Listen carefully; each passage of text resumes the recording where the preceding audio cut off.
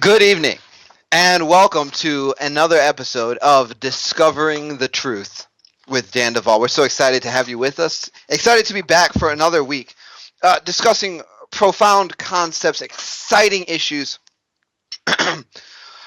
Listeners, our website for Bride Ministries, which is the ministry that backs this program, is www.bridemovement.com. Be sure to check that out. That website will have all of our resources, teachings, the books that I have written, and so forth. Resources for you. Also, if you are listening to this through Blog Talk or our podcast at iTunes, please take note that we hold our live broadcast on Tuesdays, and if you go to www.discoveringthetruthwithdanduval.com, you can actually find the live broadcast aired with live video, and also links to our video archives, which will take you to all of our YouTube videos and so forth. So great resource there to check out. Also, I want to throw this out there, and I haven't made any news of it on the radio program. For those of you that listen to this program, are part of our email list, you know very well about this thing. But for those of you that don't, in about 1 week, I will be leaving to go on a mission trip overseas. I will be traveling to the country Rwanda, and I am believing God for great things. Now, one of the reasons why I share this publicly on the radio broadcast is that through the month of June, we will be mostly playing archived or pre-recorded shows until I return. Now, also, there is a need, and that need is the group that I am working with when I go over there has recently suffered the destruction of the church that they were meeting in. And as I prepared to leave, or prepared to follow the Lord's leading and say, yes, I'm going to go and be there, one of the things that I simply was believing God for was just the finances to go. And God began to stretch me from that point and has taken me all the way to the place where I am now presently believing God for this. To take with me the necessary finance to actually rebuild the entire church building that was destroyed. And I know this is big, but it's actually not as big as you might think, because the total cost, including travel and everything, to rebuild everything that was destroyed due to hail and severe winds and what was most likely a tornado, is coming in right around $16,000. And we have, up until this point, raised thousands. And so, listeners, if you hear this in the next week and you say, wow, that's pretty awesome, I can sow my seed into rebuilding a church overseas, please visit www.bridemovement.com. We have a donation link right there on the front page. We also have our P.O. box where you can send checks. We are collecting donations towards this goal to rebuild a church overseas. And I really want to encourage you, join me in faith, because I am believing God for something spectacular to take place. I really believe that it is possible to go there and introduce the kingdom, introduce kingdom principles, be the hands and feet of God to provide what is necessary to give recompense for this loss that has occurred. So again, www.bridemovement.com. All donations are tax deductible, as Bride Ministries is a nonprofit organization. Also, we will be taking live calls during this program. Our guest is a really exciting guy, and first time I'm having him on my program, so definitely going to be talking about some interesting topics. Our call-in number is 718-766-4160. Again, that's 718-766-4160. Feel free to call in and participate in the program. Ask questions, raise points, whatever have you. Want to hear from you. Now, I am the author of Noah's Ark and the End of Days, and also a book called Wounded by Leadership. I want to make sure that if you've never heard us before, it's the first time listening to this program, you're aware that those books are out there, both of them relevant, timely. get your hands on them. Our guest this week is also an author. Let me introduce him now. His name is Douglas Hamp, and I'm really excited to have him on because he is a very well-researched scholar and lecturer who I've met in person on several occasions. His website can be found at www.douglashamp.com.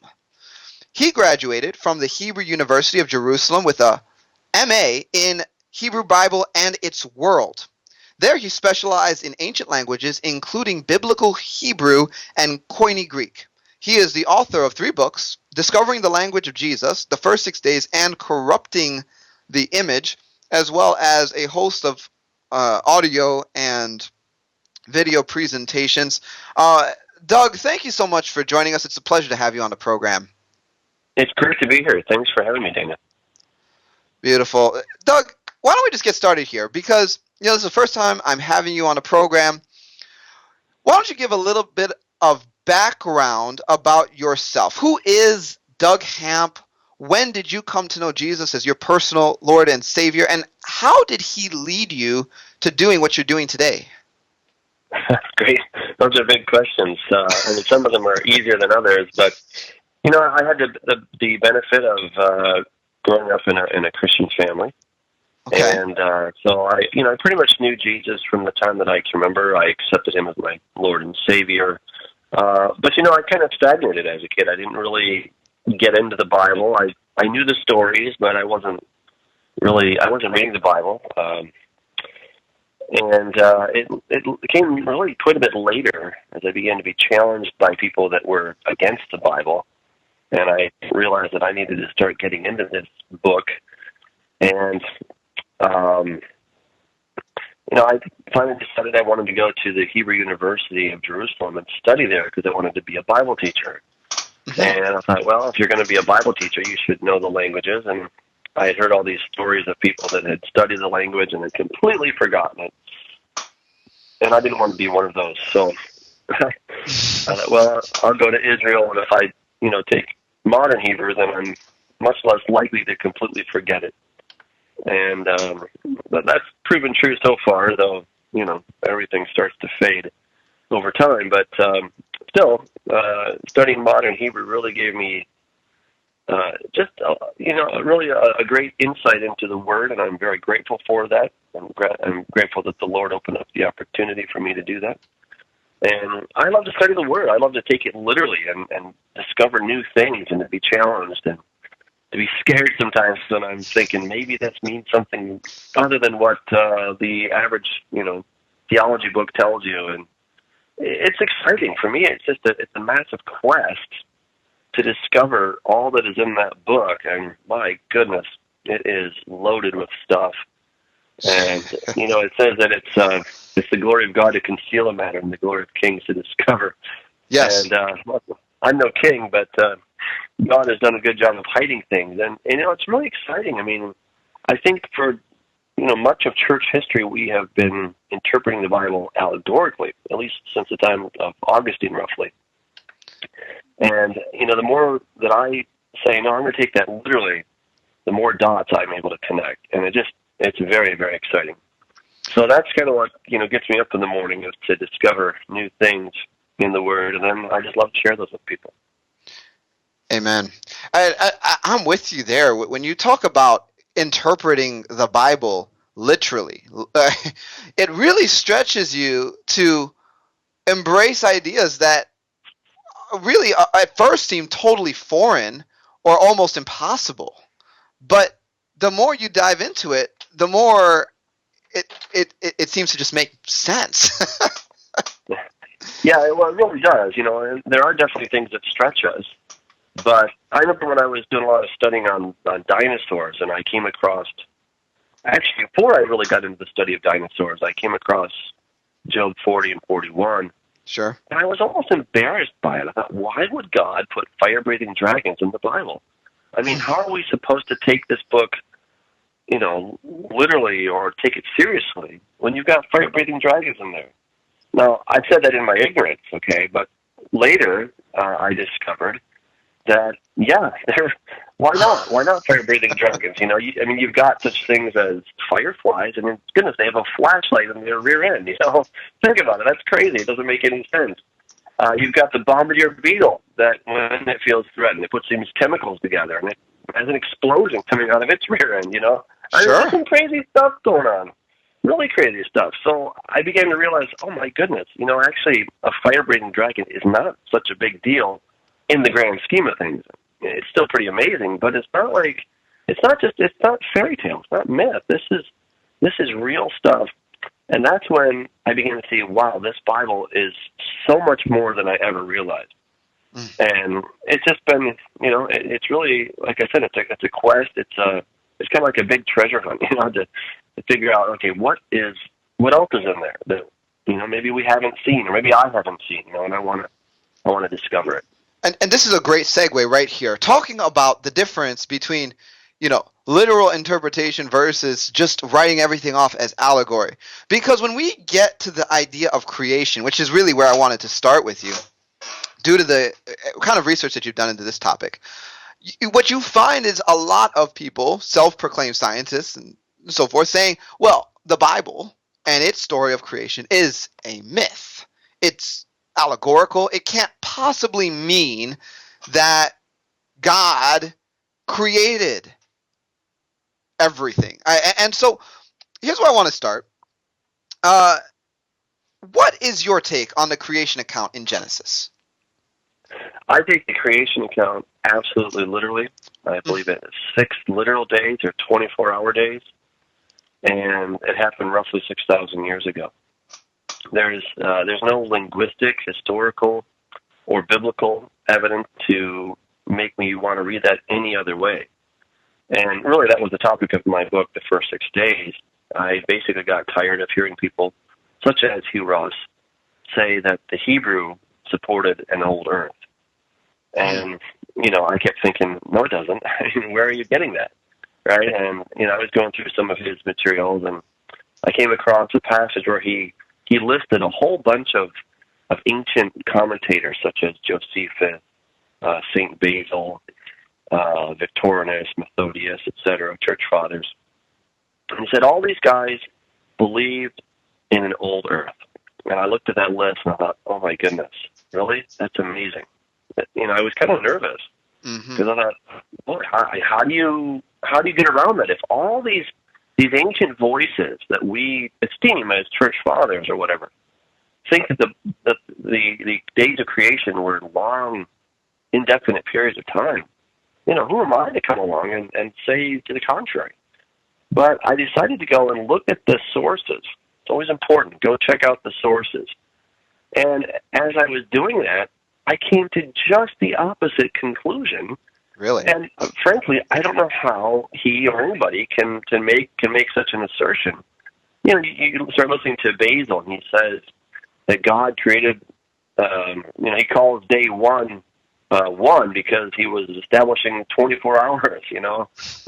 Victorinus, he's chastising the Greeks for this idea of long ages of time, and he says no, everything was done in 6 days. The list goes on and on, and I was really dumbfounded by what Dr. Ross said. And I don't know the guy. I don't know what his motives are. I'm not going to guess. But his research is wrong. And well, I mean, how else can I say that?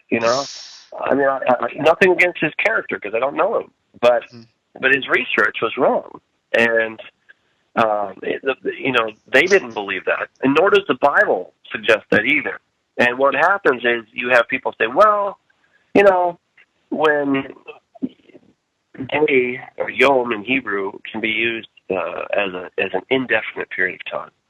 And so I went through and I found every time you have a number in front of the word day, it always limits it to a 24-hour period. And even in places where it doesn't have a number in front of it, I would argue that you could still interpret those as literal days.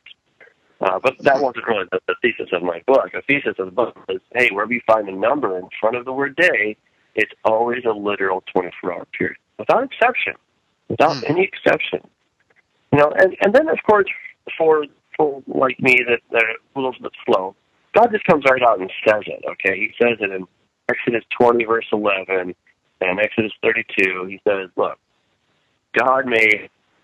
He says, "You should work 6 days and take the seventh day off because God worked. The God created in 6 days and He rested on the seventh. And by the way, if you don't observe 6 days of work and 1 day of rest, you'll be stoned. You know, that was a penalty for not taking a day off. Can you imagine if people were killed for not taking a day off? You know, can you imagine your boss comes to you, listen, Daniel, you are going to take a day off whether you like it or not. If you don't take a day off, that's it, you're done. Like, okay, boss, I'll take a day off, you know? Yes. And it's kind of funny, you know. But, you know, the ancient Jews, they weren't like, let's see, we're supposed to work 6 billion years and then we get 1 billion years off. Yeah, I mean, this is nonsense. Yeah, I know, it's nonsense. They were not thinking that. They're like, okay, 6 literal days and 1 literal day off. You know, it's really simple. You know, it's very simple. You don't have to make it complicated. And, you know, again, there's just no reason to take it any other way. But people will do that because they are already predisposed to the notion of evolution. That's where it comes down to. And this is the thing, Doug. This is the thing that I think some people are a little bit short-sighted about when they consider themselves to be Christian and to believe in Jesus, but still embrace evolution in some extent or form, saying that, well, it can be worked in there depending on your quote-unquote interpretation. And the reason why this creates a big problem is because everything hinges on the creation and Adam's original sin, that Jesus is revealed as the second Adam.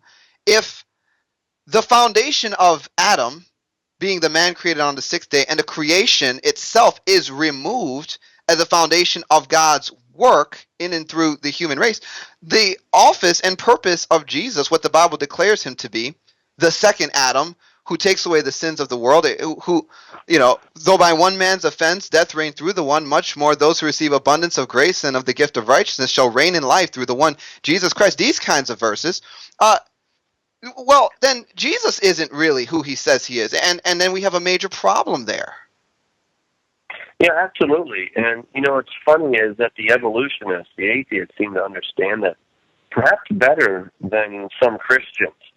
In fact, it was Art Bozarth who said it very eloquently in the American Atheist magazine in 1979.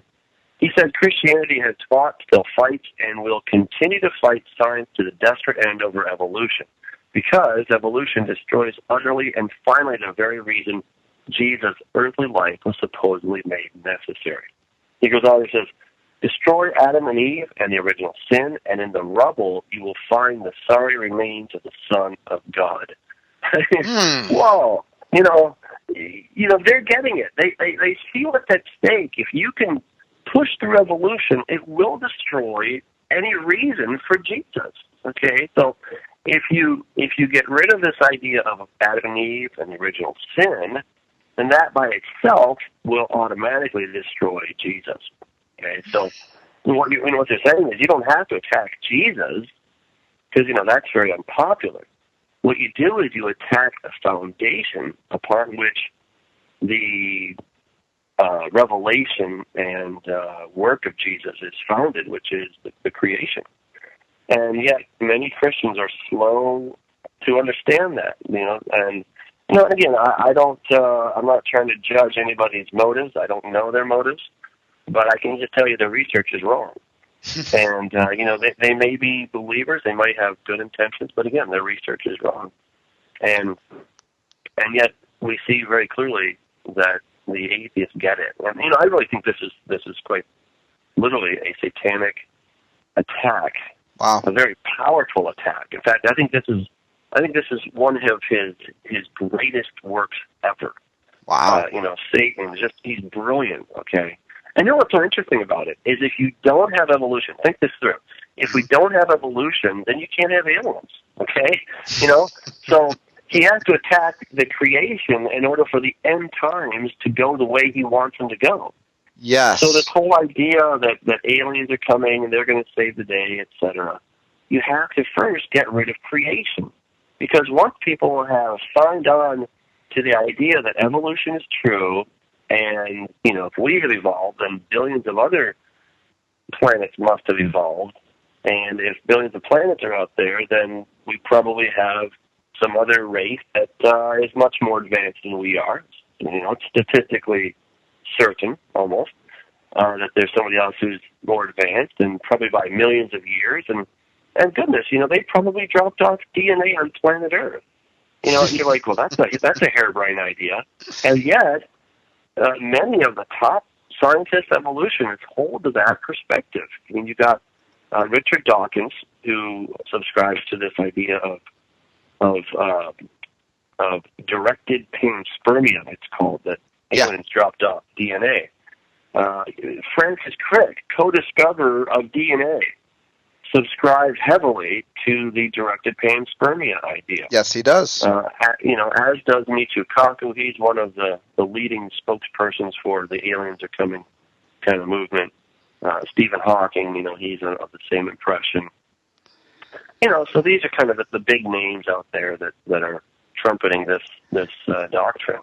And we're kind of getting go ahead. Go ahead. Finish your thought. They just couldn't do it if everybody believed in a biblical creation account, But if you get people to say, well, some people just flat out deny the Bible and say it's all evolution, and then you got the church and just kind of like divided, and we're just like a marginal. We can't really stand up and defend because we're like, well, I think evolution's kind of true.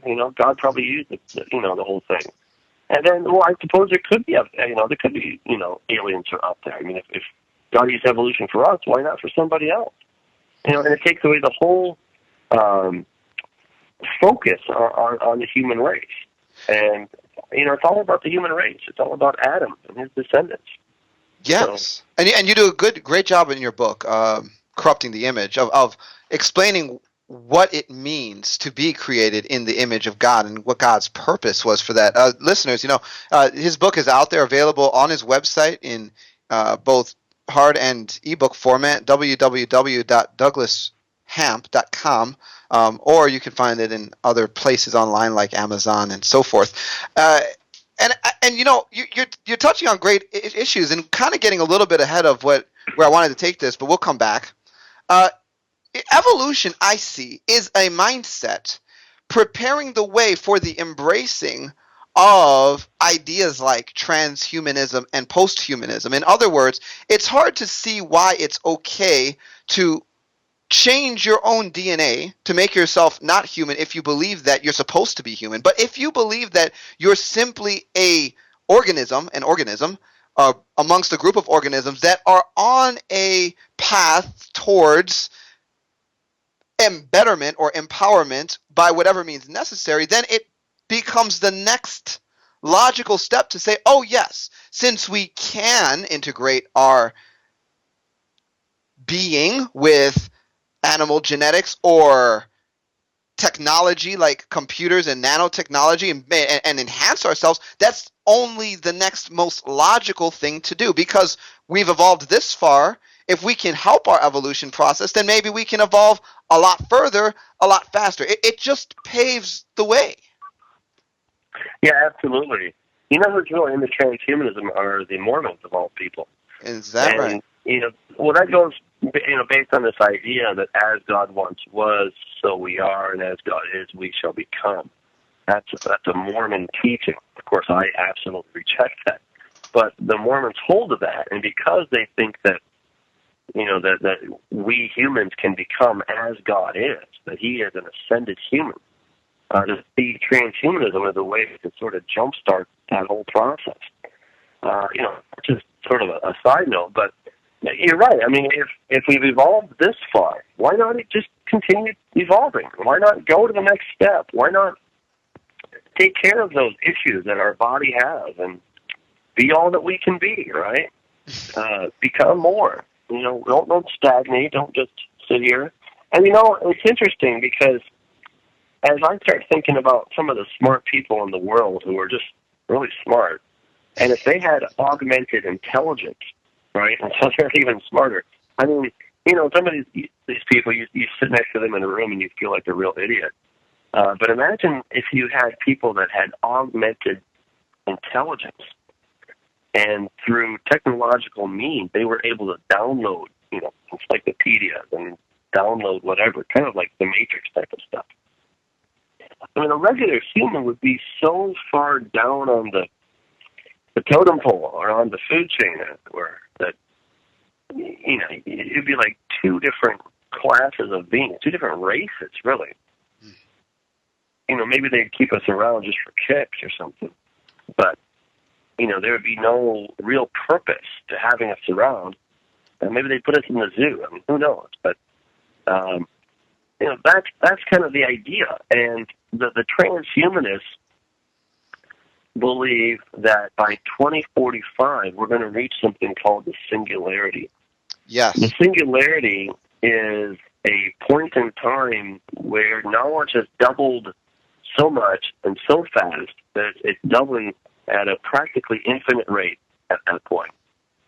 And, then mankind takes on this entirely new consciousness. And it goes from being a scientific or technological endeavor to becoming really a spiritual endeavor. And Ray Kurzweil, who's one of the foremost champions of transhumanism, who now works for Google, incidentally, he's talking about how nanobots are going to eventually, they're going to produce so many, trillions and trillions and trillions and trillions of nanobots that they will fill and integrate themselves with every part of the entire cosmos. And then God will exist at that point, because now we have all together become God. And you're like, oh my goodness, this is their big dream of what is going to be. And these are not dumb people. And obviously, if you work for Google, you've got money, right? I mean, Google must be one of the richest companies out there. And, they're definitely at the forefront of things. And I just read an article that they were thinking about putting weather balloons out there so that they can get the internet to more people. Well, speaking about Google, I'm actually looking at a letter I was sent. It says they got this new thing coming out now. It's called Google Now. It's a voice-powered personal assistant that launched on Android phones last year, apparently. But what it's attempting to do is to go through all of your emails and everything that you search and all the data that you work with to create information for you that you don't know you need or that you might need later, but to remind you. So it'll go through all your emails and then tell you what your schedule is. Kind of crazy. But, yeah, I just wanted to throw that out there because I thought that was interesting when I was reading that. I didn't even know that existed. There it is. Well, yeah, it is amazing. And, frankly, that's pretty cool, I mean, it is. It really is. And that's amazing. If I could have an assistant that would be able to go through my emails and say, hey, I think this one's pretty important, I mean, that's what a good secretary does, right? She stays on top of your stuff and helps you manage your life because, there's a lot going on in the world. And, so if you can have a computer program that can go through all your emails and say, you never addressed this one, and this guy said it was really important, and I think that'd be really cool. Now, so, look, I'm not against technology. I think technology is amazing. I think it's exciting. And yet, what we see is the direction that we're going. The direction that we're going is at such breakneck speed, and it's gonna morph into something else really quickly. That's what concerns me, is when it morphs. Right? It's the things that Google's doing, like Google Glass. That's amazing, right? I mean, and I've got a phone. It's a Droid. It's really cool. A lot of the things it can do. It's just amazing. So it's not that I'm against technology in any way, but where I see it leading ultimately will not be a better road is. I think it's going to be through technology. I mean, we've taught this for a long time. The technology is going to be the means by which we, or the beast is going to come about, and the mark of the beast will come through technological means. I think what we're seeing right now is we're seeing these things come together so quickly. And they say the information is doubling about every 6 months. So, if you think, wow, every 6 months information is doubling, I mean, just imagine that. And we can see that, can't we? I mean, I remember when I finally got my first cell phone, I was pretty late on, getting on the bandwagon, but it was roughly 10 years ago. I thought, what do I need a cell phone for? If I want to make a phone call, I'll just call somebody. I'll wait till I get home, and they can wait, leave me a message, and I'll call you when I get back. What's the big deal? But now I have a phone. I can't imagine being without it. And we've got the internet on it. It's got so many cool things, and I couldn't navigate without my phone. I mean, it's nuts. And so, we're seeing how quickly these advances are coming. Yeah. I mean, can people live without Facebook nowadays? You're like, 8 years ago, you're like, Facebook, what's that? Even, 5 or 6 years ago, you kind of knew what Facebook was, but it wasn't the rage quite yet. But nowadays, everybody's on Facebook. That's how, we communicate. I mean, it's nuts. And so many of these things are really cool. They're convenient. They're helping us communicate and to spread the word and whatnot. But what is behind them? Maybe who is ultimately behind these things? It's interesting in the book of Enoch. It talks about how the Watchers, the fallen angels, brought technology to mankind. Yeah. And of course, how much stock was put in the book of Enoch, I don't know, but I think it's a pretty good historical record.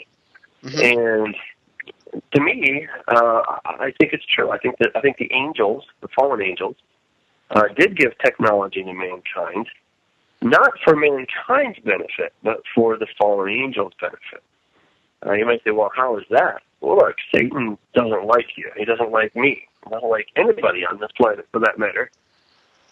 So why would he do something that would benefit the human race? I'm not just going to really benefit him. And as I see it, he's been waging this war with God, and if he can somehow get the upper hand, back in the days of Noah, before that, and of course in the days of Noah, he was attempting to stamp out the possibility of the seed of the woman coming, and all he knew is that the seed of the woman was going to come from the human race. Right. So now the entire human race is fair game. Then, when he hears this little conversation between God and Abraham, and God says, listen, Abraham, I'm going to make you and your descendants a blessing, and, it'll be through your descendants that the Messiah is going to come. He's like, oh, okay. I don't have to try to stamp out the entire human race. I just got to focus on the Jews now. Once I can get rid of them, then the Messiah can't come. Well, he failed at that. So now his next goal, because he knows that God has made irrevocable promises to Abraham, Isaac, and Jacob and their descendants, and that they would be the head and no longer the tail, and that they would be the ones who would receive the kingdom, and the nations would be grafted into them. If he can get rid of all of the descendants of Abraham, Isaac, and Jacob, then he's got a stalemate with God. God will be proven a liar because he can't set up his kingdom with at least, one or two breathing Jews on the planet. If God can't do that, then Satan gets a half point. And that's enough. If you score a stalemate with God, that is a all-out victory, really. Because then he can challenge God to, look, you did not keep your promise. So let's come to terms, all right? Let's sit down at the table and we can talk. Tell you what, you get that side of the universe, I'll take this side of the universe, and we'll just leave each other alone, something like that. But, thankfully God is not going to fail. God's word never fails. But, Satan's going to definitely give it a go. I mean, this is what he has to work with. So, Yeah, and it's just so interesting, the whole idea of angels providing men with technology. And I've actually wondered, like, because the Bible does say, as it was in the days of Noah, so shall it be in the days of the coming of the Son of Man. And on my program, we've had quite a few numbers of guests on, all coming from the same camp that basically that believe that, well, in Genesis 6, you see that the B'nai Elohim, they are the angels that are coming, and one of the things that they do is create a hybrid race. But like you said, also another element of there is an introduction of new technologies that were foreign to man back then, but that introduced new things, mysteries of the heavens to people. And I wonder how some of this stuff actually relates to our world today. What does this mean? And I come across such interesting stuff. And like our one of the guests that we've been doing a series with Carolyn, and she was a former illumined one, comes from one of these family lines and was used by what she calls the hierarchy and had her ascended masters and so forth. Well, one of the parts of her experience that was truly intriguing, which she shared on my program, was when she was involved with the Greys at one point, they took her to an outer space facility where they literally already had what she described as robotic technology integrated with synthetic biology. So it was we talk about singularity as in 30 years down the road, and she's saying, well, she saw it, Yeah. but it wasn't Yeah. of human origin. It was designed by these things, and Mm. but there it was, and that, according to her experience, this is what she's testifying to. And I said, wow, this is interesting. And I read another account about this guy who was a witch doctor in Africa. And these are accounts, are they right? Are they wrong? I mean, I can't judge. All I know is what I read. And he said, under the water. And there's literally cities under the water, obviously in the realm of the kingdom of darkness. And he would go there as a witch doctor. And they were developing technologies underwater. They're like had what he referred to as scientists. What are the scientists? I don't know. But what he said was they're bringing these technologies to the surface world and using them to captivate people with cares of this world. And it's like, wow, is it true? Is there really stuff under? Well, the Bible says that there's a lot. It has a lot of interesting things to say about the sea, but we just take it with a grain of salt. The beast rises up out of the water, doesn't he? I've had some interesting thoughts about that. But just getting back to this thing, I mean, can we really say as Christians that transhumanism is something inspired from the mind of Christ for us to embrace? And I don't know about you, but I don't think so. I would say absolutely not. I think the whole foundation of transhumanism is evolution. It's humanism, and it's by human might that we can rise up, become something that we're not. It's really an attempt to overcome the fall and to give ourselves immortality. I mean, it's wrong on so many levels. It's just it's crazy. First of all, God said everything was to reproduce according to its kind. And now they're mixing different kinds of species. You got pigs with spiders. You got or goats with spiders. You got pigs with jellyfish. And the list goes on of just making these strange things, mice and humans together. Stuff that just shouldn't be, and yet, it's much more mainstream than we realize. In fact, I was doing a conference in Pennsylvania this weekend, and a doctor came up to me and she said, I was really listening to what you're saying about genetics and stuff, and she said, I already prescribed medicine or this medicine or vaccines or something to her patients that are genetically modified hybrids between human cells and mouse cells. I was like, wow. I said, you got to pray about that, because now this is where the rubber the road, she's asking me, should I do that? And, I was kind of dumbfounded. I didn't know what to say, really. Just kind of thinking about it for 2 days. I'm like, no, I don't think we ought to. And yet I can imagine the pressure that she as a doctor is going to feel if she were to say no to, these types of drugs. And look, I don't think that whatever drug that she's giving is, that's not the mark of the beast. Mm-hmm. But what you're starting to do is you're introducing, and it's not like you can say eat a mouse, just kind of gross. But, Doug, I'm sorry, I'm going to cut you off for a second because the quality of your call is being compromised. I'm actually going to hang up and call you right back. There's a storm over here, so we're gonna try to reset this thing, and hopefully we can hear you a little better. Okay, I am on a hands-free. I wonder if I were to take that off, if it would improve it at all. You want to try Let's give that a shot. Okay. How's that? A lot better. Okay, good. Yes. Cool. Okay, well, hey, let's pick up here because here's something, and it's just very relevant to what we're talking about right now. And it's this idea, I believe, and you get into this in your book, I believe that one of the things that Satan wants to do before the consummation of everything where Jesus comes and destroys his plan and his man, the Antichrist and so forth, is that he wants to counterfeit the resurrection and the glorification that Jesus has promised to those which believe on him. Now, what are your thoughts on this idea? Yeah, I totally agree with that. I think it runs so much deeper than we can possibly imagine, which is why in Corrupting the Image, I started with the genetics of the incarnation.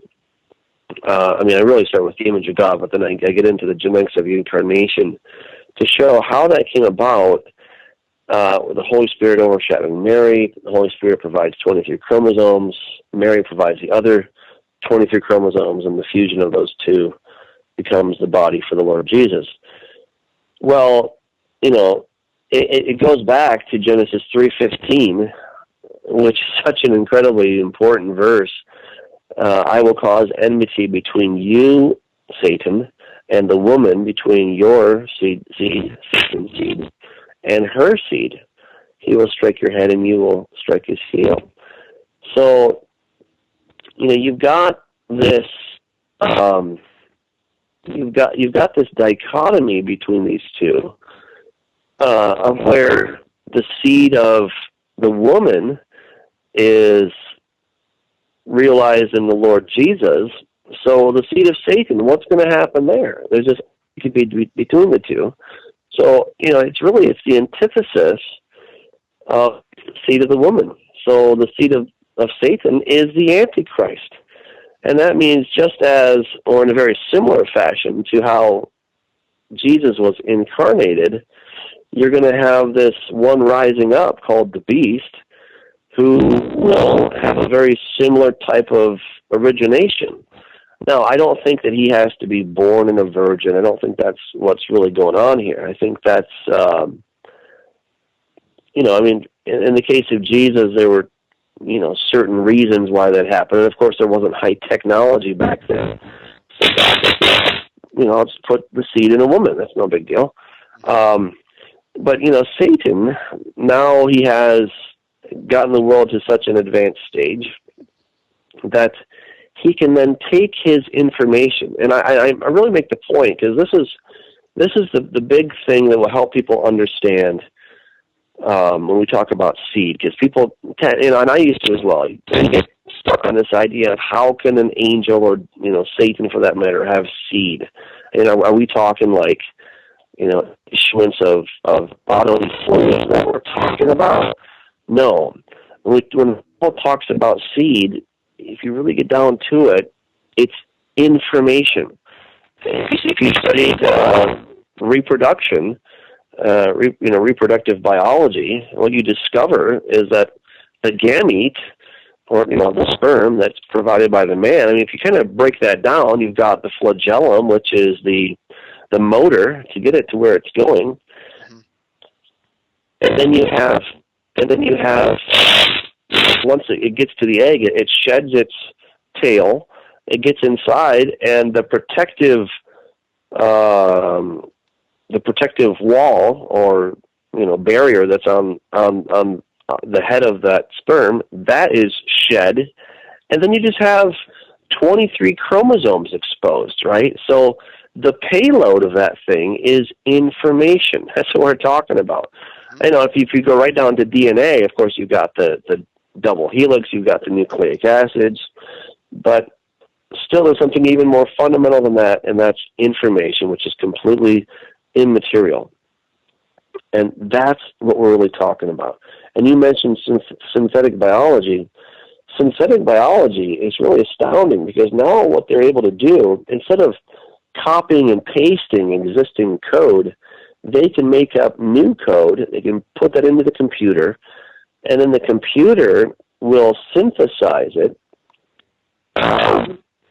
and essentially using what is the equivalent of a inkjet printer, they can print the DNA, and they use sugar from corn, which is that's kind of the raw material to make this. But they just encode it. They say, okay, this is going to be A, that's going to be G, this is going to be C, that's going to be T, and then they just build this from the ground up. So they can actually build a double helix with whatever code they want it to have and whatever properties they want it to have, and then they'll freeze dry it and ship it to your door. It's crazy, And I mean, this isn't really new. I mean, a lot of people don't realize that this exists, but I know when I was even in college doing research, I mean, this was everyday stuff. Yeah, when you do biological research, because I was a major in this, and I did research, and I was searching for proteins and stuff. You order the DNA strand that you're looking for, and what you do is you use restriction enzymes to cut Yeah. DNA, and then you insert it in, and then what you put it in like an Escherichia coli or whatever, and you'll replicate it because you're looking for a protein or you want to get some kind of product to study it. But the thing is, people don't realize this simple basic procedure of just research really can be taken to extraordinary ends. Yeah. And Yeah. Exactly. I mean, Yeah. So it's crazy, isn't it? yeah. Yeah, you're talking about our DNA. I used to think that was like really out there until I discovered that high school biology students are doing this. I'm like, really? Yes, exactly. I'm like, oh man, that's nuts. So synthetic biology is the new thing. You don't have to cut and paste anymore, like you're saying, using restriction enzymes. You're like, okay, I know that if I have this particular code, it'll glow in the dark or it will do whatever. That's what I want. I'm just going to build my own. I don't have to go get it from a jellyfish anymore. I can just build my own glow-in-the-dark DNA and put it where I want it, So now you start thinking about Satan having a code, having information, DNA, and then he gives it to the person of his choosing, his seed. That person takes it, ingests it, digests it, or whatever, and that maybe through the carrying mechanism of a virus or whatever it may be, but that DNA becomes part of his own DNA, and now he becomes the beast. That's what I really see is going to happen. This person is going to become the beast, Okay. and I heavily base that conclusion on Daniel 7 and Daniel 8, where it says that he will, that the little horn will rise up among these other horns, and he will cast through the ground. And then Daniel 8 says that he will ascend up to the heavenly host and up to the stars. Both the heavenly host is a reference to the angels, Stars is a reference to angels. We know that Jesus is holding the 7 stars in his right hand, which are the 7 angels to the 7 churches. Mm-hmm. Revelation chapter 1. So you've got biblical precedent that tells us this guy is going to rise up to their level. Yes. And yeah, so if you and once you understand that the horns, the horns, the toes, and the kings that are talked about in Daniel 2, Daniel 7, Daniel 8, and Revelation 17, among others, those are all one and the same. Toes, horns, and kings are all one and the same. And, so once you see that this little horn is going to rise up to these other horns, you're like, oh my goodness. The little horn is the Antichrist. He rises up in stature and power, and then he's able to command these others to do this and that. And it says that Satan will give him all of his authority, all of his power, his throne, and, lying signs and wonders. I mean, great signs and wonders. Satan goes all out with this guy. I mean, look, you've got to really trust somebody to give them everything, right? And Satan, as far as I can tell, doesn't seem to trust much of anybody. So this Antichrist figure is so remarkable. It's really like Jesus and the Father, right? Well, that's what it would seem like. I mean, Jesus says, if you've seen me, you've seen the Father. It seems to me that Satan's goal would be, if not permanently, totally possess this thing, to at least be permanently interfaced with it. And yeah. Mm-hmm. Well, go ahead. Keep on going. Well, I was going to say that if he gives him his own DNA, and this guy takes it and becomes part of him, they've really become one, right? Just as Jesus says, I and the Father are one, as you said, if you've seen me, you've seen the Father. And Jesus says that, the Son of Man always does the will of the Father.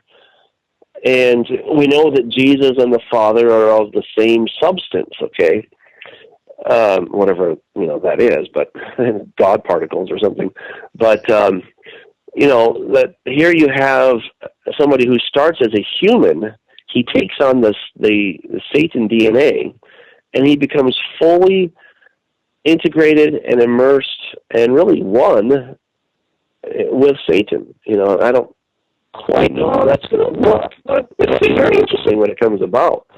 But, like, about this guy stabbing you in the back, because really, they become one. They're of the same mind. They're of the same purpose. And the Antichrist is just a physical extension of Satan. It's crazy. So yeah, that's why I think he's such a perfect counterfeit. It's not just that he has sort of a similar kind of role as Jesus, though obviously inverted, but genetically he is the ultimate counterfeit. Great insight. And I want to take this moment now and just kind of transition a little bit, because there's a lot of other things, Doug, that I want to get to.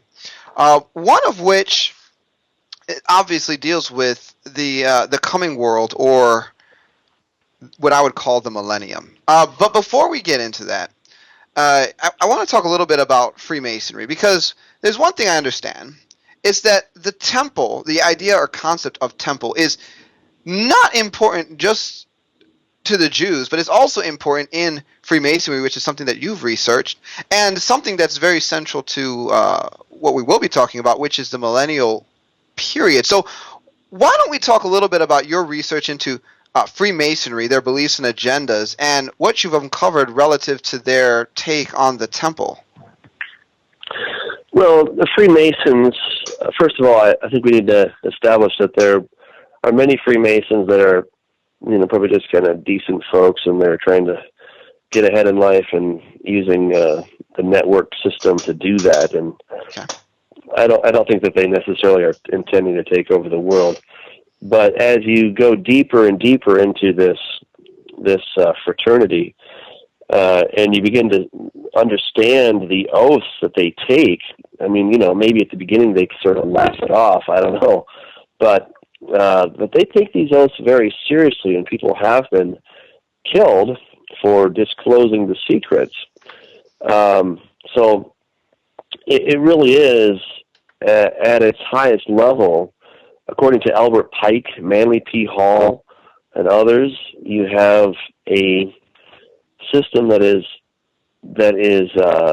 centered around the person of Lucifer, Satan. Mm-hmm. And so they are doing his bidding. Whether people realize that or not, that's what they're really all about. And it really struck me as one day somebody gave me a Masonic Bible, and I'm like, my goodness, a Masonic Bible, what's that all about, you know? Well, I started looking at this thing, and it's just the Bible. I mean, it's the King James Bible, but it comes with a bunch of notes at the beginning. And they have an incredible interest in the Temple of Solomon. In fact, it's all about the Temple of Solomon. You know, they say take away that sacred edifice, and their whole system of belief would at once crumble. So they really derive a lot of inspiration from the Temple of Solomon. And they say that it's rumored that they're just waiting for somebody with the imagination. Well, that's not rumored, but they are waiting for somebody with the imagination to come along and rebuild it. And it's rumored that there already is talk of somebody that's going to do that. So, you know, I started thinking, wait a second, why would they be so interested in rebuilding Solomon's temple? I mean, it's one thing to look back to that ancient building and say, well, that's interesting. But then to want to rebuild it, I thought, no, wait a second. Rebuild the temple. I mean, goodness, where have we heard this before, right? You know, clearly Daniel and Paul, Jesus tell us that, and Paul, 2 Thessalonians, that the temple in some form is going to be rebuilt. And that the Antichrist, at which point, will go into the holy place and he will declare himself to be God, showing himself that he is God. So, and of course he does the abomination of desolation. So, you know, I started just putting these dots together, and I thought, well, my goodness, maybe the Antichrist, his affiliation will be some kind of a Mason or, you know, one of the affiliate groups. And, you know, when you start to compare the ideals of Masonry and what they think that this leader that's going to rise up will do, and then compare that with the Antichrist, you're like, oh my goodness, these are really one and the same kind of person. So, you know, I would say that the Antichrist, in one way or another, and what I mean by that is just, you know, he may not specifically be a Mason, but he'll be something that's very, very similar, like a Theosophist or member of the Society for Psychical Research or something like that. They all have very similar kinds of goals. But, you know, it's also very interesting when you go back and consider some of the origins of the Illuminati. It goes back to a guy named Shabtai Tzvi, who was a Jew living in the 1600s, and it was on June 18th, 1666, that he declared himself to be the Messiah. And the Jewish people had suffered so much for so long, they were ripe for a Messiah figure to come along. And so this guy comes along, he's got a false prophet called Nathan of Gaza, and they send out letters to world Jewry saying, hey, the Messiah's come. His name is Shabtai Tzvi, and up to half of the world's Jewish population believed it. And they bought into this guy being the Messiah. Well, he eventually had to recant or lose his head. Those were his two options. So he recanted and he became a Muslim.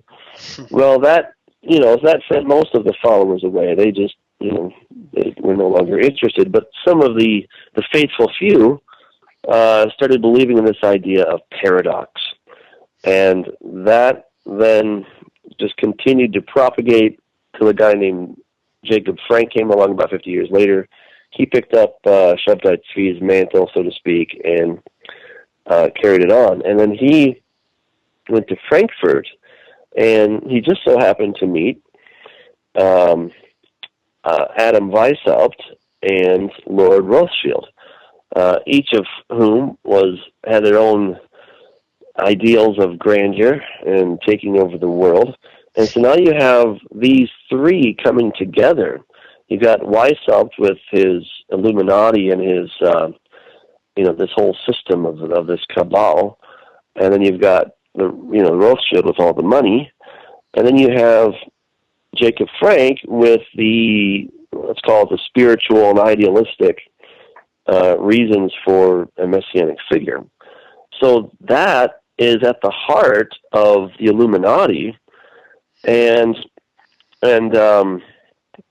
it's extremely anti-Torah, anti-Jewish. Sometimes we hear about there being some kind of a Jewish cabal that's trying to take over the world. Well, there is a cabal, and some of those people are Jewish, but it's not because they're Jews that they're trying to take over the world.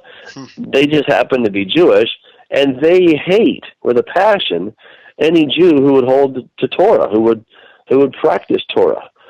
And it was Shabtai Tzvi who introduced this idea that he said that blessed be he who permits the forbidden, and the things that used to be forbidden, such as fornication, now became the way to hasten the coming of the Messianic age. All right, so you were actually encouraged to go and to perform fornication, and that would bring about the Messianic age that much faster.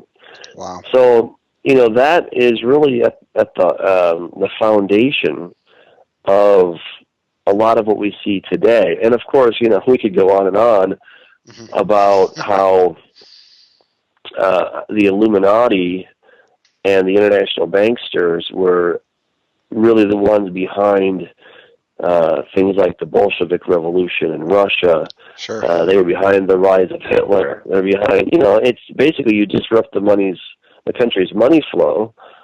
And if you're the one holding the note, then you can kind of determine how things are going to turn out. You fund both sides of the war, and it doesn't matter who wins because you'll get paid. Yes. Well, and that's the thing. I believe that it was Prescott Bush who was very much involved in a lot of these business deals, financing Nazi Germany. Yes. Yep. Who had then a son and a grandson become president. It's just these kinds of things, you just sit back and you say, I wonder, could this be coincidence? I don't know. Yeah. I don't think so. Yeah, exactly. It's not coincidence. So anyway, I just put a lot of these things together, and then I realized that that the Illuminati and others, well, basically Illuminati as a blanket term, were behind. How should I say this? We're partly responsible for the reestablishment of Israel. Now, let me just say this to the listeners. I believe God was the one that reestablished Israel. I really do. I think it was a miracle. May 14th, 1948, you had a miracle for the first time, a nation that had been scattered abroad for almost 2,000 years finally came back. Wow, that's a miracle. I mean, it truly is. But what we see, the principle, is that God has often used an unrighteous means to accomplish his perfect end. Sure. We see that God used the Assyrians to judge the northern kingdom of Israel. We see that he used the Babylonians to judge the southern kingdom of Judah. Yeah. And the list goes on. So I would argue that God had the plan, and he intended to bring the Jews back in 1948, but he allowed this unrighteous system of philosophy and such to do much of the grunt work. And so what we have right now is we have a country with the Jews being there, and again, I believe that's God's purpose. And yet, there is this satanic strain that has infected the whole thing. So, it gets a little bit complicated to explain that. No. It gets complicated because I'm very much pro-Jewish, pro-Israel. And yet I see, that there's this strength. The same thing in America. I'm pro-American, but I see that there is this very sinister plan that's being unraveled in our government, in our leadership, with the CFR, the Trilateral, you name it. Mm-hmm. And so, there's a small inner working of people that are doing things very much unbeknownst to the general population. Amen. So, we have a similar kind of situation in Israel. Now, let me ask you this. If you raise a lot of great points, what is, from the Jewish perspective, according to, everything that, these guys believe, what is the importance of a new or rebuilt temple to them? Well, your average Israeli could care less. Okay. I don't think that they're going to, most of them, I don't think will give two hoots about it. They're just like, whatever, But in order to, I think what is going to win over the hearts of, let's just say, the Knesset, is they're probably they're going to play this so that the religious Jews who would like to see a rebuilt temple. Now keep in mind, your average Israeli is pretty much secular, humanist, agnostic, or atheist, doesn't really care that much about God. Yeah, maybe there's a God, but maybe not. But, what has he done for us lately? The attitude generally. Mm-hmm. So I think those people will just be like, temple, no temple, who cares? But if you want to, the way the government is run nowadays, well, it has always been run, is it's a coalition government. So it's not like it's the Republicans versus the Democrats. They have a number of different parties, and in order to get any kind of a majority, you have to work with your enemies, or at least, people who are your friends, quite often. And the religious have, a sizable minority, and so you have to work with them. You have to placate them in some way. Mm-hmm.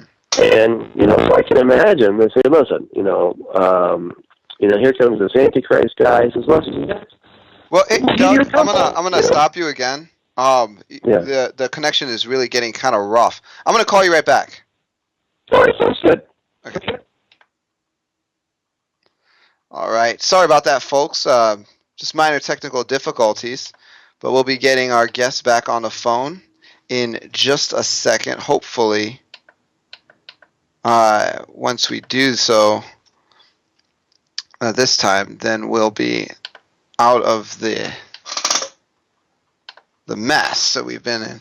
Some really rough. There's some rough weather over here, and I think that sometimes throws off the quality of these calls. So we'll be bringing our guest right back up. Hello. Hey, Doug. All right. Good. All right. Let's just go ahead and pick up right where we left off. All right. So where did we leave off? Remind me. You were talking about the political state in Israel and how. Yeah. Okay. Okay. So basically, if you wanted to get something passed, you could use the carrot of, hey, we'll rebuild the temple, and that would, be juicy enough to, get the Orthodox to get on board with whatever you do. Mm-hmm. So it's just an idea, I don't know if that's going to be absolutely that way, but it's a scenario where you could use the temple as a leveraging piece to get what you want. And then eventually, but of course, what's so sinister is that that's the very goal that Satan and the Antichrist have in mind. The very goal is to build the temple. But that still struck me. I'm like, why does the Antichrist want to go in the temple? I mean, what's the big deal about that? I mean, there's so many other things that he could be doing, and yet he wants to go in this temple and declare himself to be God. So what's going on with that? Well, that gets into a whole story of the Jerusalem above and the Jerusalem below. Okay. the Jerusalem above is the one where we are going to occupy one day. It's going to come down.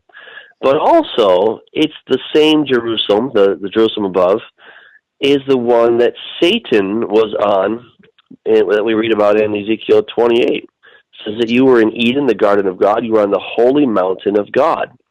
And it says in Hebrews 12:22, it says, but you have come to Mount Zion, to the city of the living God, to the heavenly Jerusalem. Yeah. So we have three different designations for the same place.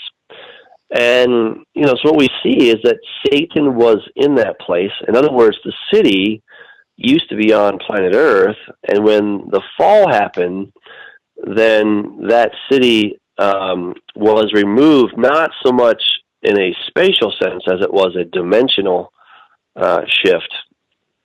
And so now it's in a different dimension. And I have to just let people know that there's a veil between heaven and earth. And one day that veil is going to come down. When it comes down, then the two domains, the domain of God and the angels, and then the domain of men, will become one again.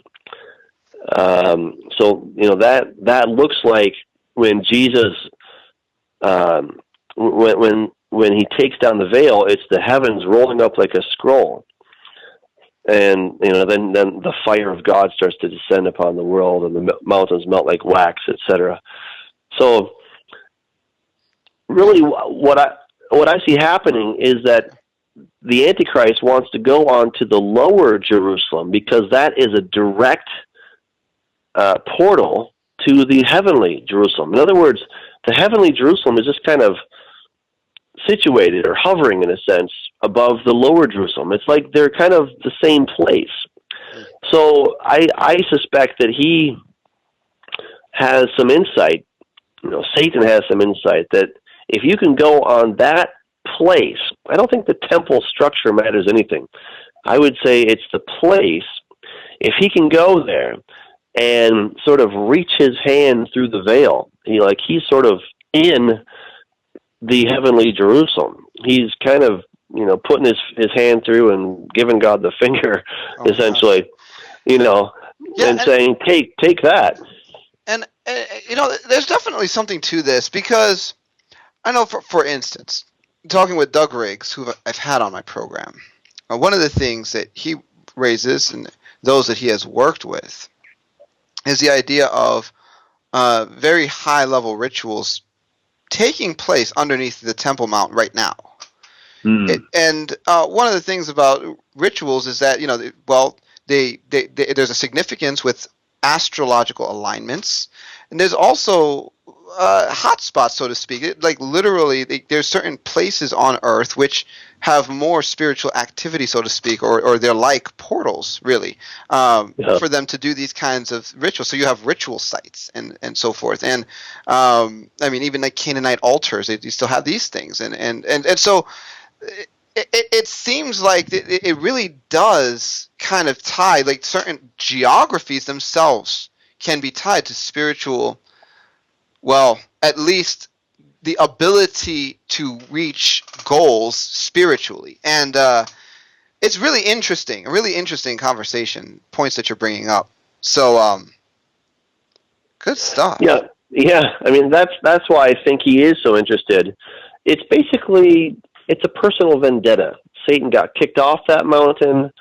He had aspired to, go up on top of the mountain of the congregation, on top of the city, and say, hey, I'm God, or I'm at least as good as God, or whatever.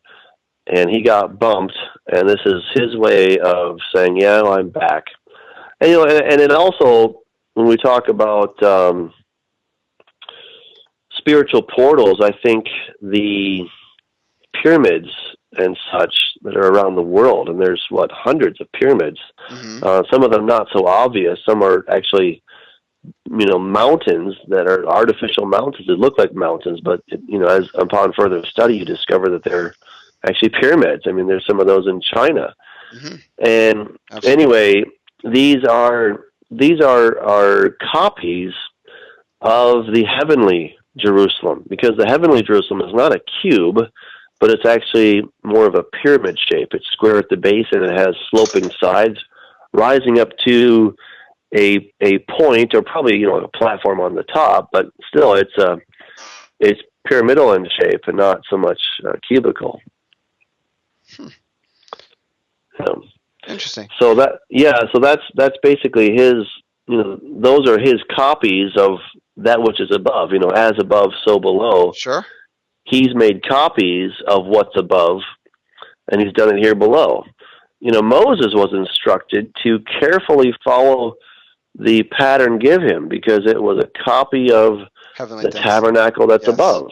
Yes. And it's really interesting. You're like, there's a tabernacle above? Yeah, there really is. There's a temple of God in heaven, and God has basically put himself in that temple or tabernacle up there in heaven. And one day that's going to open up. And when it opens up, well, that's the end of the world. Sure. That really is, yeah. And so I guess I'm going to take this opportunity right now to segue into the next phase of this program. I just want to say, I think you've been raising a lot of great points. Definitely a lot to consider here. But there is a point in Bible prophecy where Jesus actually does come back, and then you have this idea being presented called the millennium. And now I know you've been working on a project dealing with the millennium, and the thing is, when you get into this topic, there is a lot more debate and different ideas being thrown around than many people realize. And so I want to kind of dive into this. I'm kind of excited about this conversation we're about to have, because there's a lot to be said. And so for those of you that are listening, when it comes to understanding the idea of the millennium, most views will basically fall into one of three camps. They're either the amillennial camp, the post-millennial camp, or the pre-millennial camp. And what I want to do is I just want to talk about some of these different views with you, so we can kind of put this thing together. Because the thing is, depending on how you perceive the millennium, it's going to determine a lot about how you understand the Bible and how you believe things are going to play out as history moves forward. It actually changes almost everything, this whole millennium thing. It can really change a lot about the way we understand things. And so the first, I guess, camp I want to talk about is the amillennialist camp. Now, as I understand it, what the amillennialist camp says is that there is no literal 1,000-year rule. So in Revelation chapter 20, particularly in verse 2, and I believe again in verse 5 or 6, you see the idea of a 1,000-year period. It actually says 1,000 years. And amillennialists will come in and say, well, that's allegorical, that it's not literal. And what really is going on here is that Christ's kingdom brings everything to the believer in the form of victory over personal sin. Mm-hmm. The kingdom coming is that victory over personal sin, which is why then they'll say, Jesus said the kingdom is within you. That's God's provision for your personal sin to overcome it. And so really there is no all this mess at the end, and you don't have to take the book of Revelation literally. And also this idea of replacement theology, that because this is the way we understand things, we also have to eliminate Israel from the end time plan of God. So before I'm going to step back here. This view requires something known as replacement theology. What are your thoughts on replacement theology? I can't stand it. I think it's awful. Yeah. Well, first of all, let's define it. How do you understand replacement theology? Well, replacement theology is the idea that God has finished with Israel. because they rejected Jesus, he's rejected them, essentially.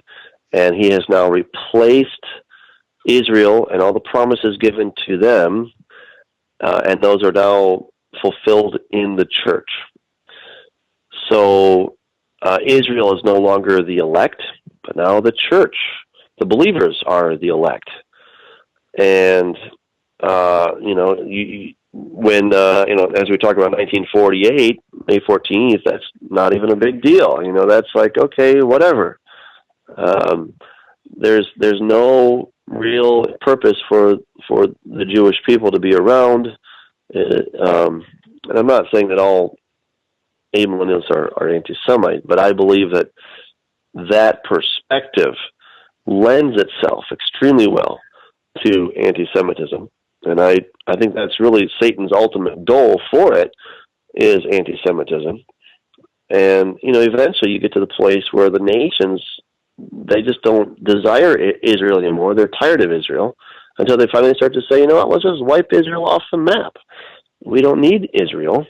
God doesn't need Israel. He has no more promises to give them because they rejected Jesus. And therefore he's finished with them. So I think replacement theology is a very dangerous, at its core, I think it's a very dangerous kind of doctrine. Amen. And I agree with you. I also have done research into this area, and my number one concern with replacement theology is that it requires you to reject a literal interpretation of many Old Testament prophecies dealing with. You have to reject it. You have to say, no, all right, if it's talking about a tribe here, if it's talking about this, whatever, that's not true. It's just church. And some of these prophecies seem to be pretty specific, especially regarding location, things having to do with the mountain of God or Jerusalem and the Zion, Mount Zion. And to me, replacement theology, it just doesn't work if you want to be able to take the Bible at face value. Yeah, it really doesn't. It really doesn't. There's so many things that have to be allegorized, or it just becomes figurative language. And, and then once you start to go down that path, you don't really know where to stop. What do we take literally besides the cross of Christ, Well, nothing, everything becomes fair game at that point. You can say, well, that's just allegorical. And like I said, where do you stop? It becomes very hard to draw the line. And then I think you're left with a Bible that's pretty lackluster. It's not that exciting. Much of it's irrelevant to your life because it's just allegorical, and it's hard to draw good allegory out of all the laws in Leviticus, Sure. And they were never intended to be taken allegorically. They were to be taken literally.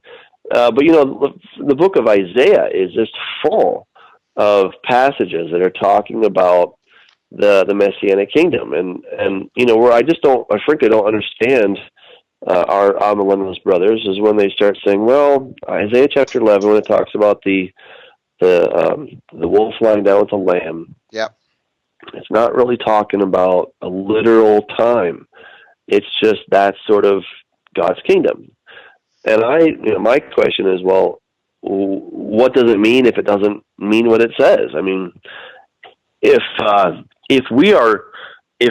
there is no millennium, that's what the amillennialist teaches, that there is no millennium, that it's all sort of being realized right now.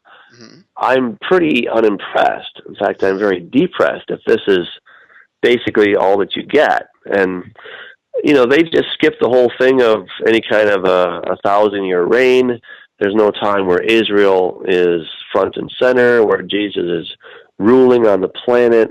You kind of skip all that. You go straight to heaven, and that's that. You go right into the eternal state, and it'll all be nice and wonderful.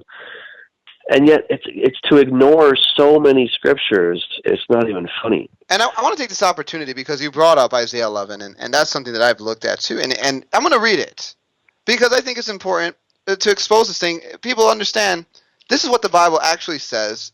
How do you spiritualize or allegorize this. It says in verse 6, the wolf shall dwell with the lamb, and the leopard shall lie down with the kid, and the calf and the young lion, and the fatling together, and a little cow shall lead them. A little child shall lead them. And the cow and the bear shall feed, their young ones shall lie down together, and the lion shall eat straw like the ox.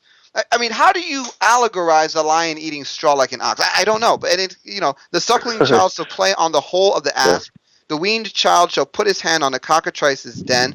They shall not hurt nor destroy in all my holy mountain. There's a reference. That's a specific location, the holy mountain. And it says, for the earth shall be full of the knowledge of the Lord as the waters cover the sea. And in that day there shall be a root of it. And it says in that day. How do you spiritualize or allegorize that to mean, well, whatever, And it goes on. It says, there shall be a root of Jesse, which shall stand for an ensign of the people.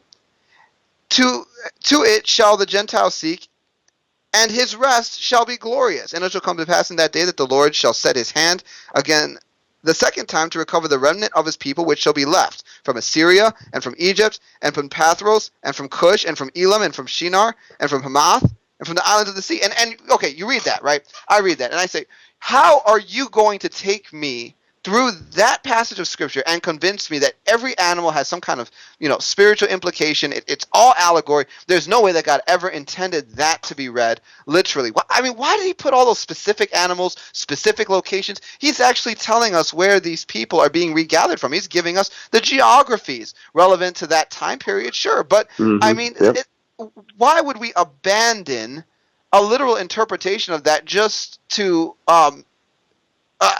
I mean, literally, to give evidence to what we want to believe. And that's where I run into problems with this kind of view. Go ahead. Well, yeah, I mean, I don't know what to add on that. I mean, it is, in my opinion, quite ludicrous, and I just, for the life of me, can't understand why they would think that. But, what happens is, you basically, you're brought up with this particular tradition.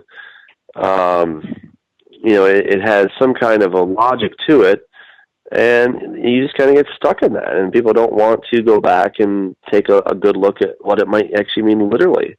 I think it scares people. Anytime you have a paradigm shift, it's scary, because that means that something you were believing, or I was believing, was not completely true. And none of us wants to be a sucker. We all want to make sure that I'm believing the right thing, and it's really it's a humbling process to realize that you kind of were duped on this thing, and what you were holding to for 10 years or 20 years or 30 years or longer wasn't right. And I think that's partly the reason that people have trouble taking a different look at it. I do want to add before we move on, for those of you that are listening, I do accept that there are some amillennialists that, they do believe in a tribulation with a literal Antichrist. Not quite sure how they do that, but that viewpoint, it does exist. And so, if that's you, don't feel like I'm putting you down. Sometimes we get part of it right. Sometimes we're all on a different course to truth. But there are some, and so I just want to make sure that I do make that clear. Also, I want to throw out that most amillennialists, as I understand it, if they see any prophecy being fulfilled, kind of like post-millennialists, which we will talk about in a second, it's being fulfilled in 70 AD. And so they also will point to a lot of Matthew 24 and say, well, we can spiritualize all this other stuff because Matthew 24, Luke chapter 21, Mark 13, it's all about the destruction of the temple in Jerusalem. And so we'll get into that more, but that is another element of amillennialism that I have come across, really strongly lean towards preterism, which I'll define as a historical view of Scripture that tries to take most prophecies and place them in that time frame of right after Jesus left, culminating in the destruction of the temple in 70 AD. So, moving on from amillennialism, now there's another view out there. It's called post-millennialism. And for those of you that are listening, this is a viewpoint that basically determines the idea that Jesus Christ does not return before, but at some point after his 1,000-year millennial rule. Now this seems kind of crazy because you're like, well, if the millennial rule has, a literal reading of Isaiah 11, for instance, when have we ever seen the lion laying down with the lamb? We haven't. But this is the view, and at some point after his 1,000-year millennial rule, Jesus actually does return. He kind of shows up. So what you have is, again, a preterist take on many things. Temple was destroyed. Matthew 24 is fulfilled in 70 AD, and so forth. And I may have to have a preterist on the program one day just to have a nice friendly debate and kind of really just, how do you believe this? Because I would like to ask somebody this. And so, but anyway, what you have is two kinds of preterists, really. You have a full preterist, which believes that everything was fulfilled in 70 AD, and that's it. And then you have this thing called partial preterism, which is new, which lends its hand to dominionism, which it basically says most of it was fulfilled, but there's some yet to come. The idea is, well, guys, the church is going to be so victorious in the last days that we're going to Christianize the whole world, and once we're done doing that, Jesus gets to come back because we've already manifested his kingdom in fullness on the earth, which is it's going to take a long time. Let's put it that way. Well, when you open your eyes and you see what the devil has done so far, I believe in a victorious praying church. I believe in the power of prayer. I believe in miracles, and I believe in the power of God's kingdom. No question about it. I talk about that stuff all the time. But I recognize that there is a great evil that is extremely well integrated into everything that's taking place right now and directing much of where the world is going presently. You can't get away from that. But anyway, this is the belief that the Christians, we're going to Christianize the world. And so let's all be very happy about it and, go Jesus. Now, pertaining to the idea of preterism specifically, full preterism, partial preterism, the idea that either all or most of Matthew 24, Luke 21, these major passages where Jesus is saying, well, this is the answer. What is going to be the sign of my coming? So on and so forth. What are your thoughts on this view, preterism in general? Well, I really dislike preterism because, if you're a full preterist, which I think is the more consistent of the two, though I dislike it greatly, but, if you are a preterist, then you might at least, go for it. They subscribe that Jesus came back on the dust clouds of the Roman army. You're like, no, wait a second. So Jesus' second coming was on the dust clouds of the Roman army. And, of course, the Romans were coming to destroy the Jews, not to save the Jews, right? So that's what I would call anti-Semitism, right? If Jesus is coming to destroy them, not to save them. He said in Matthew 23, he said, you will not see my face again. He's speaking to the Jewish leaders. You will not see my face again until you say, Baruch haba b'shem Adonai. Blessed is he who comes in the name of the Lord. And then we have in Hosea chapter 5, it says, I will go again and return unto my place until they acknowledge their offense. And then in the next chapter, it says, next verse actually, says, after 2 days, he will raise us up, and on the third day, after 2 days, he will revive us, and on the third day, he will raise us up. So there's a time coming when they are going to acknowledge their offense. They're going to say, Baruch haba b'shem Adonai. They're going to acknowledge that the one they rejected is the one they need, and he's going to come back. He's going to come back for his people. There's so many promises that God has given to his people. And, one that I think is absolutely incontrovertible is in Jeremiah 31. In Jeremiah 31, it says, Thus says the Lord who gives the sun for a light by day, the ordinances of the moon and the stars, for a light by night, who disturbs the sea and its waves roar. The Lord of hosts is his name. If those ordinances depart from me, from before me, says the Lord. Then the seed of Israel shall also cease from being a nation before me forever. Thus says the Lord, if heaven above can be measured and the foundations of the earth searched out beneath, I will also cast off all the seed of Israel for all that they have done, says the Lord. Right? So God is saying, look, as long as the sun, moon, and stars exist, then Israel is going to exist. I'm not going to abandon them because of what they've done. Do they deserve God's grace? No. Do they deserve his love? Absolutely not.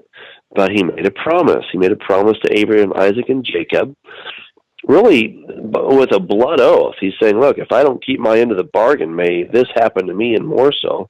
Wow. When he passed through those animal parts in Genesis chapter 15. Sure. So everything is predicated on Israel's continued existence. And the day is coming when they're going to be the head and no longer the tail. So preterism just says, nope, that's not it. It's all fulfilled in Christianity. It is very much anti-Jewish. Jesus came back secretively on the dust clouds of the Roman army, and he destroyed the Jews. I'm like, you've got to be kidding me. I mean, that is so blatantly anti-Semitic, it's not even funny. Look, if Jesus was willing to destroy his people, to personally come back and destroy his people, then what's the problem with the Holocaust? I mean, it's so sickening. I just can't even stand it. And it's an awful doctrine. Yeah, and one of the other things that I always run into with preterism, because now we're going to move into premillennialism, is the idea that they say, well, regarding Daniel's 70 weeks, you guys are crazy if you are a quote-unquote futurist and you put a gap between Daniel's 69th week and Daniel's 70th week. Where does that come from? Daniel chapter 9, verses 24 through 27. You see what's known as Daniel's 70 weeks prophecy. And what oftentimes you run into with preterists is this idea that, well, if you work it to 70 AD, then you don't have to put a gap at all. It's just a continual 70 weeks, and then it's over. And since Daniel's 70 weeks is over, well, now you have the millennium starting then, and it kind of just fades out whenever, and we just have to Christianize the world at this point. Here's the thing. I've looked at this, and I don't know about you, man, but I conclude that no matter what you do, you still have to put a gap between the 69 weeks and the 70th week, because if Jesus rode in on a donkey sometime a little after 30 AD, Jerusalem isn't destroyed until 90 AD, and weeks are 7 years. What do you do with that 30 plus years in between Jesus ascending and the the destruction of Jerusalem? Like, if that 70th week includes the destruction, then there is a gap, period. Yeah. The question is not, we don't have a gap and you do. It's, well, our gap is shorter than yours. Gap is a gap. I just think this one is really silly. But I've run into this argument, and I left scratching my head. I don't know if you wanted to add to that, but well, no, I mean, I think you've said it quite well. And when it comes to gaps, we do see where Jesus stood up in the temple or the synagogue to read the law. Actually, Isaiah, and he says that the Spirit of the Lord is upon me, etc., to proclaim the acceptable year of the Lord. And he stops right there, right? And then, of course, what the text says, and the day of vengeance of our God. Okay? Yep. And, to comfort all who mourn, to console those who mourn in Zion, to give them beauty for ashes, the oil of joy for mourning, the garment of praise for the spirit of heaviness. He hasn't done that, right? Nor has the day of vengeance of our God come yet. So he proclaims the acceptable year of the Lord, but not the day of vengeance. Interesting how that works out. And, so there's clearly a gap right there. It's, I don't see any problem with the gap whatsoever. I don't see any problem. But, preterism is just, I think it's a feeble attempt to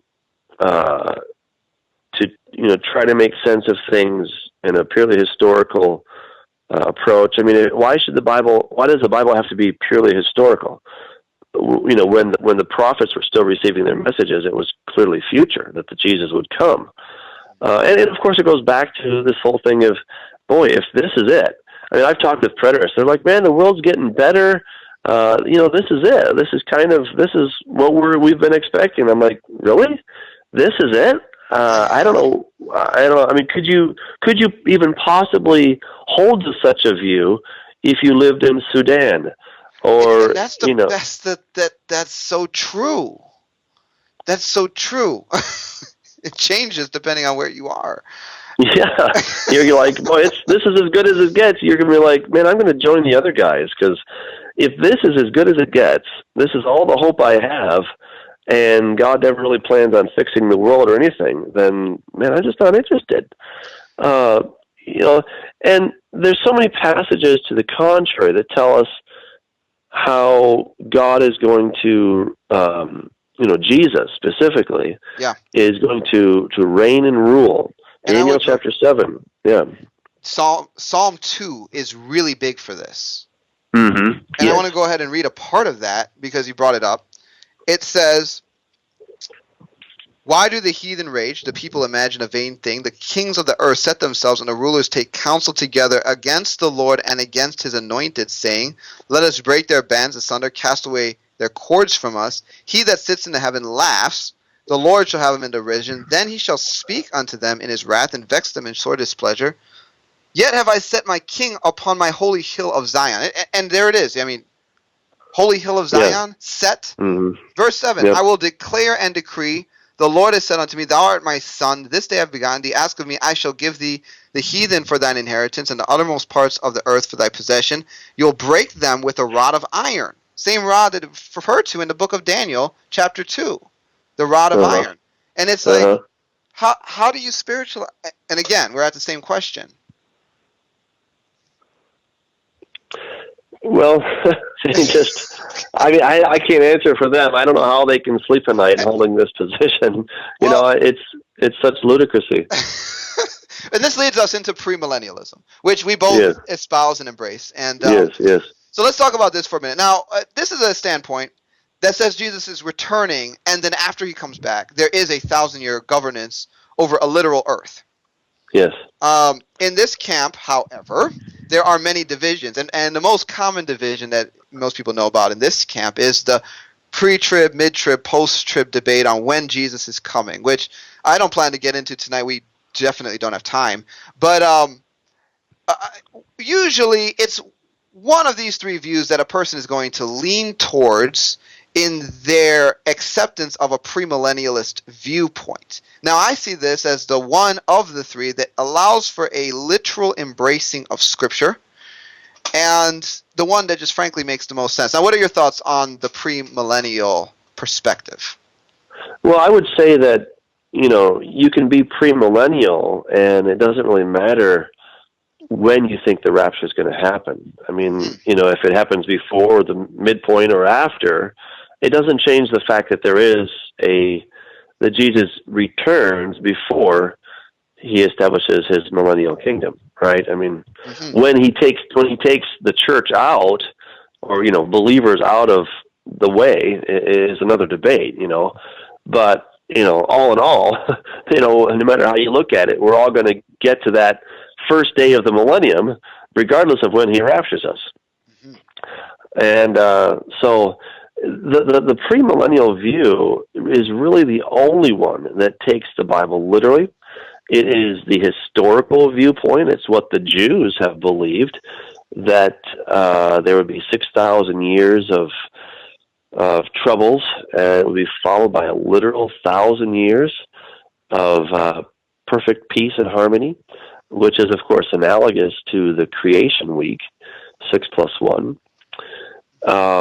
It takes, you don't have to try to spin things. You read where John says in Revelation 20, 1,000 years, 1,000 years, 1,000 years. 6 times he says it, 1,000 years. I don't know. I think 1,000 years means 1,000 years. I think it's very, very simple. You don't have to try to figure, well, this is what he actually means, and I've discovered this clue, what he's really trying to say. Well, why make it so difficult? But it really goes back to what you do with Israel.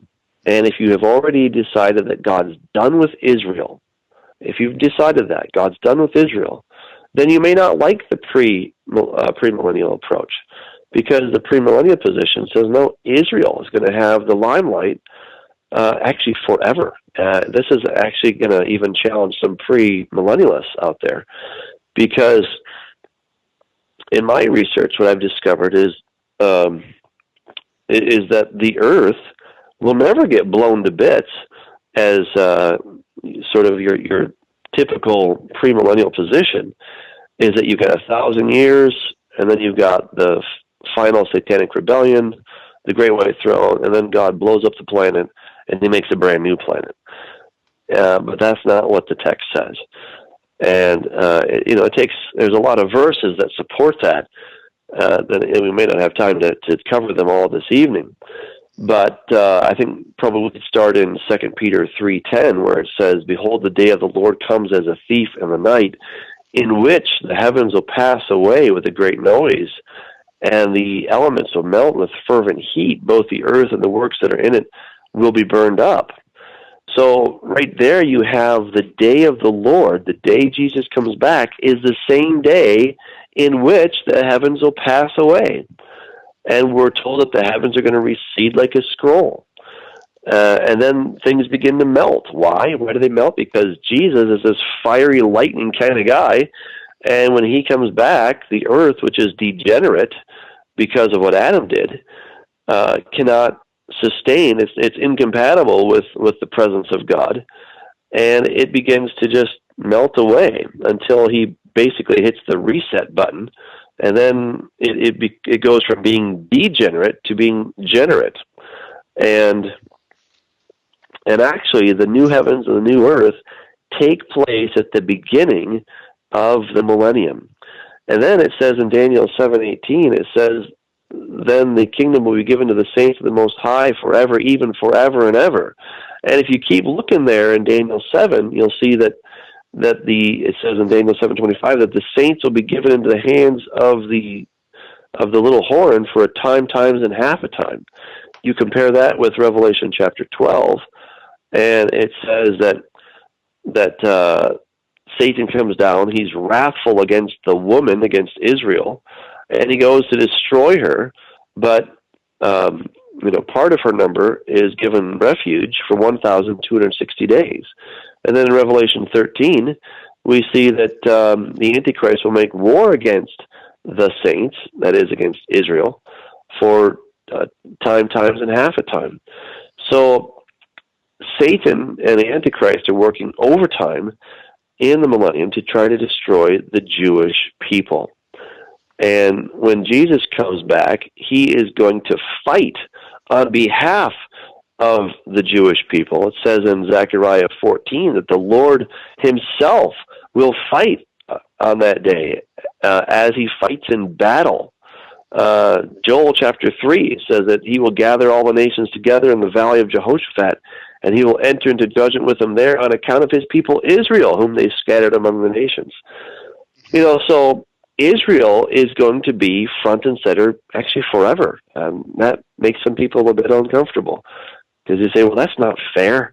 Well, God can do what he wants, and it doesn't mean that they deserve it. And by then they will no longer be boastful. And Zephaniah talks about how they will be an incredibly humble people. I mean, trust me, after all they've been through, they're going to be humble by then. It's there's a principle in Scripture, to the Jew first and also to the Gentile. It's true in God's economy, but it's also true in Satan's economy. He wants to destroy the Jew first, and then he'll get around to the Gentiles. He doesn't like us any better, but he has greater reason to destroy them first. So, the whole millennium, I think it needs to be, the way we premillennialists have been looking at it. I'd say it's, generally correct, but I think there's some details that we've gotten wrong, and it makes all the pieces fit. It's incredible how they all fit once you put the new heavens and new earth at the beginning of the millennium. Yeah, and we talked about that briefly. I have a question for you on that. Yeah. And th- this question is based on, because I think that I mean, even if you read someone like John Wolford, for example, uh, incredible theological mind, um, he would separate them. And uh, there is this issue with the sea, and I was wondering about this. So I just wanted to ask you how Yeah, you yeah. have dealt with this. When you read Revelation 20, at the end, you see the sea giving up the dead that are in it, and then there's this white throne judgment. When you get to Revelation 21, suddenly you see that there is no more sea. Hmm. How have you dealt with this issue in kind of like rewriting your understanding of the millennium and the new heavens, new earth? Yeah. That was the one that probably gave me the most trouble. I'm like, no, wait a second. What do I do with that? But the clue that I discovered is that if you look in Genesis, Mm-hmm. it says that he created the seas, plural. Hmm. And then in Revelation, it says sea, singular. Hmm. And you may say, well, okay, so what? Well, if you take a look at the globe, what do you see there? There is one big contiguous body of water. There is a sea. All right. Now, we have named them different things depending on which side of the planet they're on. But Magellan was able to circumnavigate the globe. He didn't have to like take his ship over land anywhere because really the whole Earth is surrounded by water, and it's one big giant sea. So when God created in Genesis, it wasn't one big body of water, but it was many smaller bodies of water. Probably like lots of Great Lakes, or even something a little bigger, but it wasn't one gigantic body of water.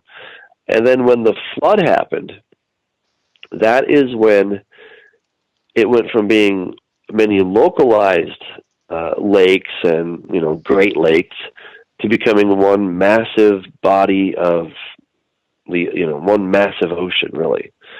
So that's the distinction. So when I look out at the beautiful oceans, and they are pretty, but what I see is that's the water from the flood.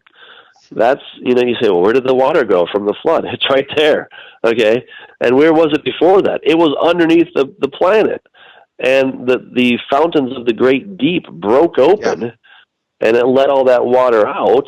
And then the mountains rose up, the valleys sank down, and all that water went into the oceans. And so that's really the distinction, is that there's no more one big gigantic sea, but there will be many localized lakes again, because water is a blessing. Can you imagine a world without any lakes? That'd be boring. I mean, gee. And of course, the Bible talks about how in Ezekiel 47, for example, there's going to be this river that goes from the threshold of the temple, which if you pair that with Revelation 22, it's coming out of the throne of God, and it's going to go down to the Dead Sea, and everything's going to live. This is going to be living water. And on the sides of it are the tree of life, whose leaves are for the healing of the nations. It's amazing when you start to put those together. So that's a great question, because I had to really think about that one for quite a while. And then I realized that the clue was singular and plural. That makes the whole difference. Very, very interesting. Very, very Yeah. interesting. Well, folks, this is certainly going to be something for all of us to think about and investigate more. But looking forward to your new project. Why don't you just give us a few minutes on your new project that you're going to be coming out with at some point in the future? And we only have about 5 minutes left, so we'll probably end on this this commentary. Yeah, it's. I'm calling it The Edge of Eternity. That's the working title. I could still change that, but The Edge of Eternity. And I've decided to write it as a novel because I wanted to start with Revelation 20, verse 8, where after the 1,000 years are completed, Satan is released from the abyss, and he goes out to deceive the nations at the four corners of the earth, Gog and Magog. And They come over the broad plain of the earth. They surround the camp of the saints and the beloved city, and then fire comes out from heaven. So that is really the storyline that I'm using, and I'm looking at it. All these other details, these theological details that I have been seriously digging into, I'm weaving those into a story. So, this isn't going to be a textbook kind of book that I'm writing. It's more of I want it to be a fantasy kind of idea, like Chronicles of Narnia or something like that, where you're getting the information, but I'm more showing you than I am telling you. And it's I'm going to have just much of the theology that we've been talking about right now. I'm going to start with Satan getting out of the pit, and then I have a character who has to get to the city before that fire comes down, and he's essentially on a quest, and he has to go back in time and figure out what's really true and what's not, because he's overhearing the incredible persuasive speech that Satan is giving to persuade the nations to follow him. And he goes back and he sees the events of the tribulation, and he sees how the Jews finally call out on Jesus, and he sees the veil disappearing between heaven and earth, and Jesus comes back, and all this stuff. And then he goes up through the millennium itself, and he sees the holy city descend, and he sees the earth become regenerate again. He sees people going into the city and having the wedding feast of the Lamb, and all this this exciting stuff. And all the while, he's trying to discover clues as to what's true, what's not, from the lies that he's been told. And once he's discovered enough clues, he can get onto the highway of holiness, which will, I call it the King's Highway, but it's called the Highway of Holiness in Isaiah 35. He then can walk on that, and he has to then make it to the city before it's too late. And he still has some danger along the way as to whether he's going to make it or not, and Satan's blocking the way, etc.